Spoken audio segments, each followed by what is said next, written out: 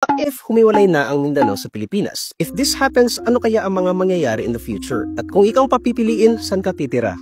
Sa Northern Philippines o sa Southern Philippines? That idea has been proposed by former President Rodrigo Roa Duterte. Sabi niya, ang pera ng Mindanao ay napupunta sa Luzon at sa Visayas. Kung ganon lang naman kayo dyan sa Luzon, pati sa Visayas, bahala kayo. Mindanao is rich. Duterte believes na mayaman ang Mindanao sa resources. Possible ang separation ng Mindanao if they will gather signatures at dadaan ito sa United Nations. Ang tawag sa prosesong ito ay secession o ang pagseseparate ng isang territory mula sa isang existing state. So pag nangyari yan, ang Mindanao region ay magiging isang independent nation. Hindi na bago ang secession kasi noong 1965, nag-separate ang Singapore mula sa Malaysia dahil sa cultural differences. And if you remember, yan din ang gustong mangyari ng Brexit sa United Kingdom, maging ang Quebec sa Canada. So what are the possible outcomes from this? First, masusolo ng Mindanao ang isa sa mga pinakamalaking oil prospect ng bansa. Walang iba, kundi ang Liguasan Marsh na nasa Cotabato Basin. In fact, last April 2022, granted na ng government ang service contract sa SK Liguasan Oil and Gas Corporation. Dito sisimula ng oil exploration sa mahigit 72,000 hectares sa Mindanao. Dahil sa lawak nito, kaya nitong makapag-produce ng 4.8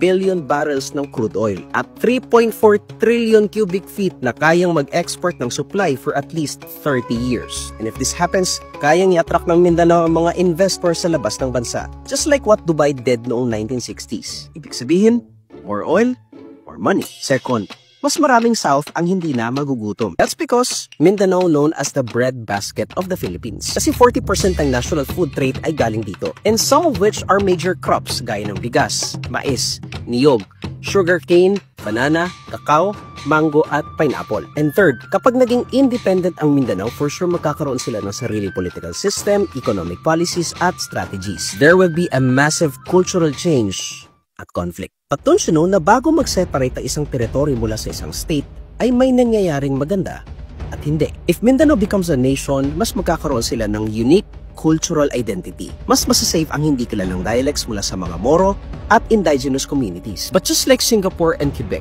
posible rin mag-agawan ng political power at ang sino mang uupong first and new leader ng Mindanao, which also happens during local and national elections. Just to be clear, hindi ito political propaganda. We simply explore what the future awaits for Mindanaoans like me. Maring imagination lang ang mga sinasabi ko, pero sure ako hindi nagsisinungaling ang sitwasyon ng mga taga Mindanao. Mula sa social, cultural, and economic, napaka-evident na kailangan talaga ng suporta ngayon sa livelihood and disaster preparedness. Imagine we have 17 regions at kung mangyari man ito, what if makialam ang international community? Or what if ito na nga ba ang hinahangad na long-term peace na gusto ng Mindanao? And what if this time, pera ng Mindanao para sa Mindanao?